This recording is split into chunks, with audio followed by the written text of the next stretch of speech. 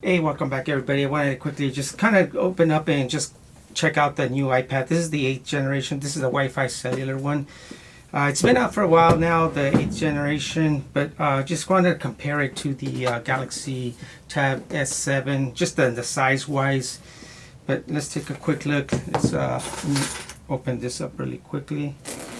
Yeah, it's been the iPad, if you want a good for just media consumption and other advanced features. iPads just seem to have good apps available for them. But just kind of show you guys, it's kind of the same style like it's what it was before. But you can see here, this is the space gray. As you can see here, the kind of like this color is pretty nice. As you can see, it's kind of it's very lightweight, so that's a nice thing about this.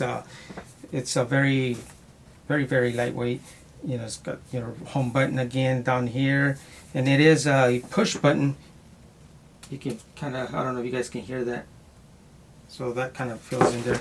So inside the box you do get a charger as well. It's looks like to be a Type C, and it is the same as Apple here that they've always had. This is not a Type C USB charger or charging like the iPad Pro and I believe the iPad Air is not that type of C on those.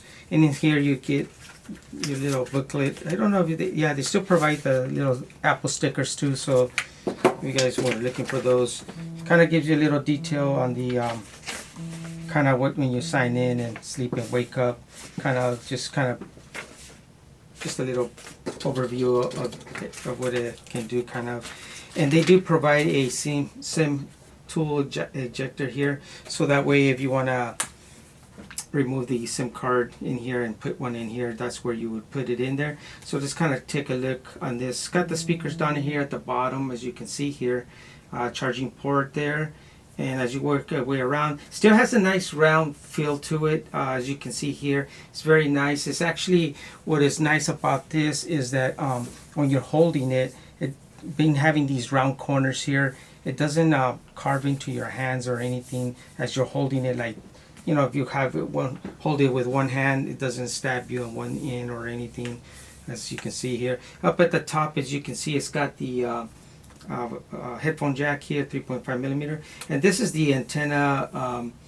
Kind of just put a plastic so that way it can get better signal, so it doesn't have the full kind of Wi-Fi. So antennas go up here, and you got the camera here in the back, which is nice. It's still there. It's got the power button here on the top, volume controls here on the side, which are very nice. They're sturdy, and Apple's always have those on that side here. And as I mentioned, you got your SIM card there. Or this, if you wanted to eject it, all you do is push it in, and then you take out the tray, and then you insert your SIM card that you wanted in here, put it back in, and you're all good to go. So that's kind of very easy to do. As you can see here, it does have the connectors here in the bottom, so if you get a keyboard, you can set it there, and it's going to be able to just kind of be able to use it.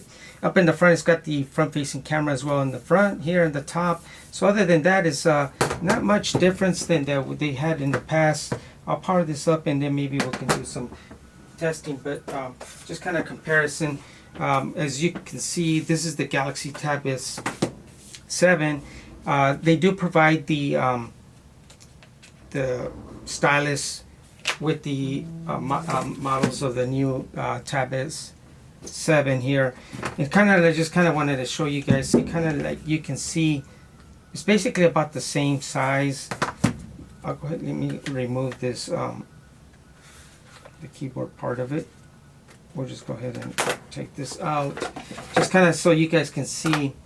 Kind of not the difference, but you just kind of gives you an idea how much of a. As you can see the iPad there, you can see they're pretty much about the same thickness on it as well. You can see the height of it. It's also the iPad is a little bit on the shorter side, and again it's got because of the screen ratio and everything. But other than that, the width as well, you can see here the iPad is a little bit on the wider side, but the Tab 7 is, you know, kind of gives you the kind of the 16 by 9 feel. So kind of sometimes it might feel awkward, but it's nice to hold this as well, just as it is with the iPad here as well. This is just kind of like nice to hold here like this. So that's just a quick look at this. We'll load it up and then we'll kind of come back and just kind of see. Just nothing different about this. Again, this very light. Actually, the Tab 7 feels a little bit on the heavier side than the iPad. So that's gonna kind of look at it. And again, this is the 4G version. So if you guys were looking into purchasing one, just kind of, these are pretty nice to have. If you're doing, you know, if you're doing photo editing or editing, I'll probably give it a shot, see maybe that works. But more likely, this is just kind of like a regular generic iPad. So I hope this helps. If you guys were looking into purchasing this and wanted to see, you know, again, you got the, you know, you got the bigger bezels there. So if you're holding it, it's easier to hold.